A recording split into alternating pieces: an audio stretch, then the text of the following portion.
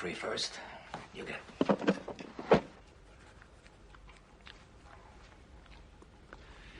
Just figured I'd like to retire to a little town like this. Maybe buy a boat, even do some fishing. You fish, John?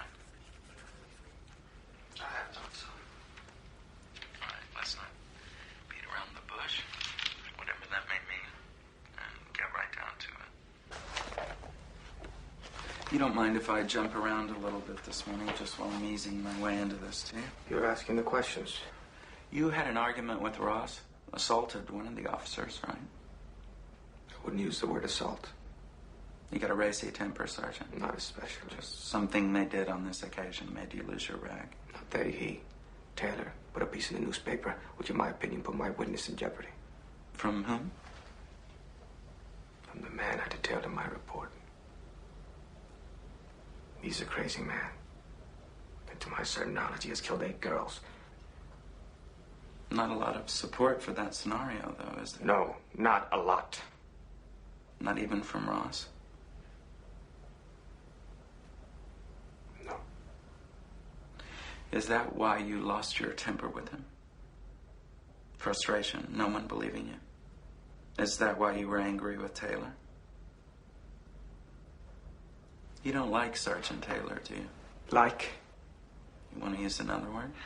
I'm indifferent to Sergeant Taylor. You don't blame him in any way for the situation you find yourself in? His motive for exposing my witness was malicious. So you don't like him? No, I don't like him. You wish him ill?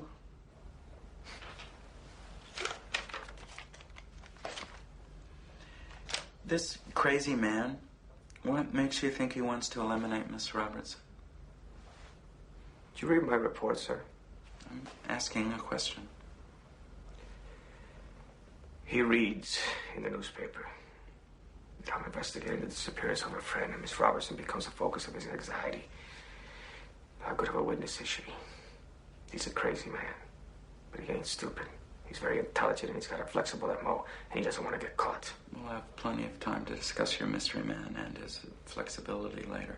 Right now, I'd like to talk about the event.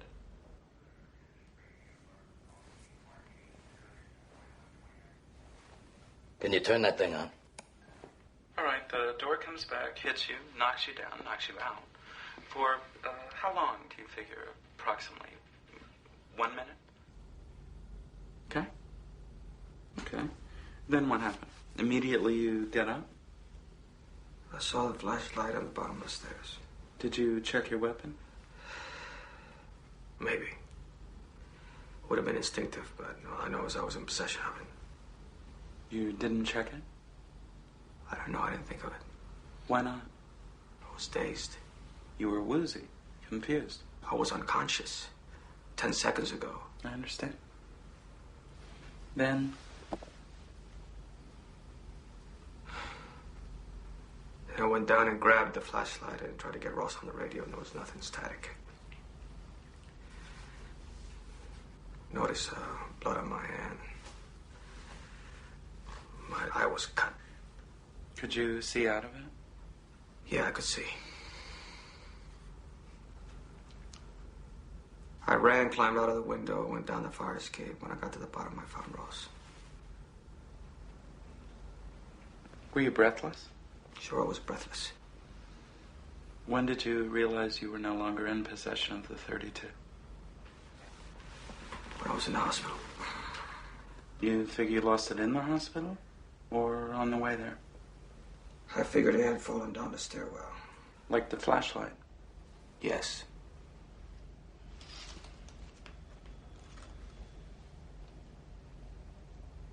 Were you drinking that night?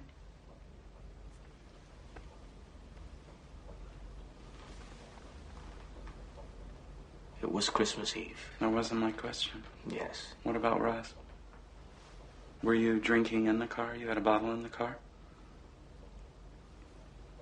I think Ross had a mouthful. But not you. I may have had a nip.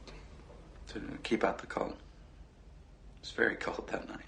Wasn't it? Very windy.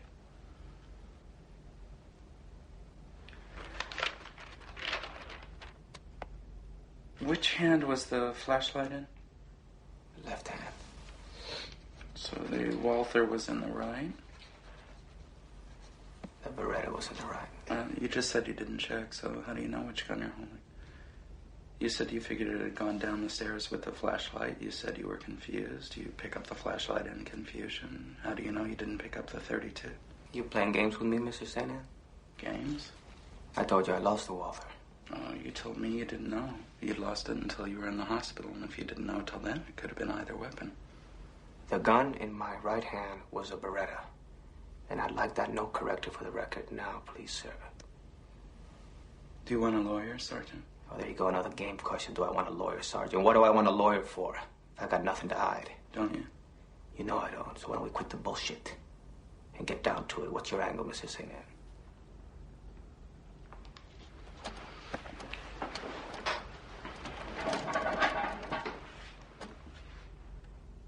Where's that little gun, Sergeant? I have no idea. You don't? If it isn't at the Institute, the man who killed Ross took it. The man who killed Ross used it. And you don't have any idea where that little .32 caliber Walther's gone?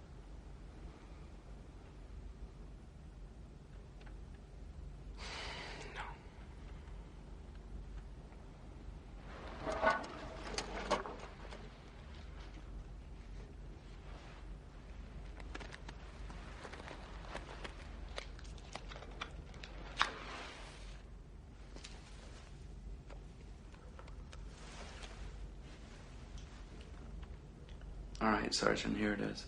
I intend to produce evidence that will prove you shot Frederick Ross with malice aforethought. My angle, therefore, is to prepare a case on behalf of your chief to prosecute you for first-degree murder.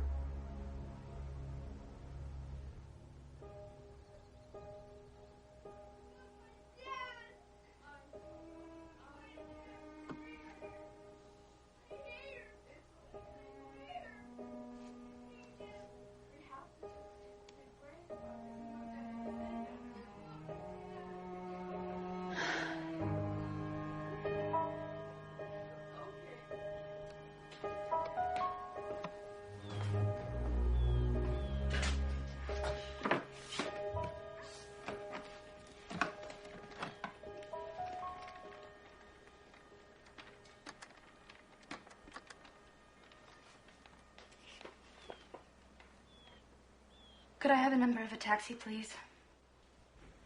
There was a gale that night. All the doors were swinging.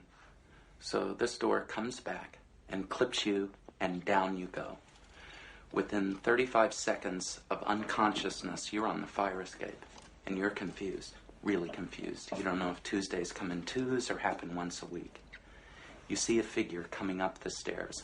Ross ain't meant to be on the stairs. He challenges you. And this ain't a piece of wood with a nail through it.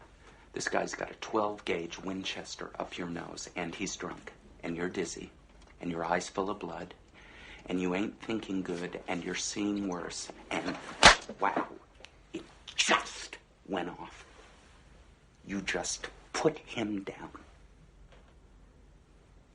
And you get hit by a Glazer, you stay down.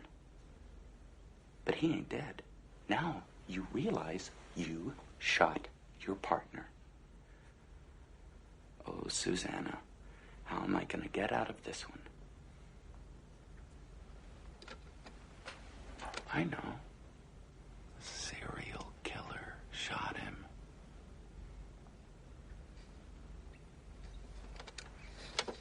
And now, here comes the malice, bro. 17 seconds later, you put another one in his throat. Isn't that what happened? No. Tell me what happened then.